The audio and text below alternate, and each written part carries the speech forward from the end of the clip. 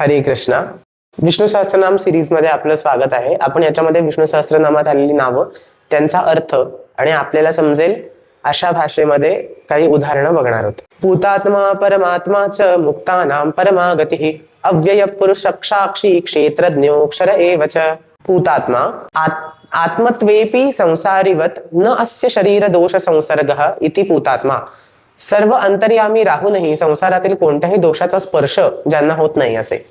Ever pure untouched spirit. परमात्मा यथा सर्वाणि भूतानि अनेन आत्मवंती न एवं अयम अन्येन केनचित. सर्व जीवांचे धारक पण ज्यांच्यावर इतर कोणाचे नियंत्रण नाही असे सुप्रीम सोल, अल्टिमेट रियालिटी. मुक्तानाम परमागती. मुक्तानाम परम प्राप्य स्थानम. मोक्ष प्राप्त झालेल्या लोकांचे म्हणजेच मुक्तात्म्यांचे अल्टिमेट डेस्टिनेशन किंवा सुप्रीम रेफ्यूज. अव्ययः न व्येति न हीयते इति अव्ययः.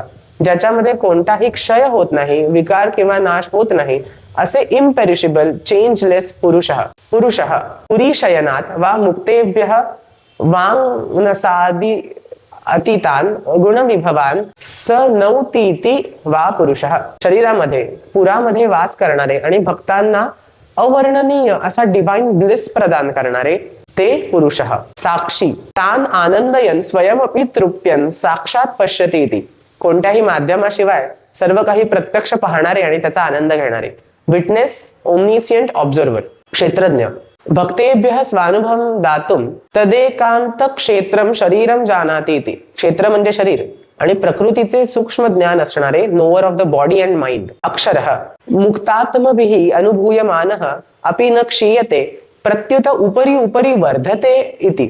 अनेक भक्तांनी आस्वाद घेतला तरी ज्यांचे माधुर्य कधीही कमी होत नाही असे इनडिस्ट्रक्टिबल एव्हर लास्टिंग ज्यांचं सौंदर्य आहे ते. एक उदाहरण आहे की राजा जनक आणि शुकदेव यांच्यातला संवाद.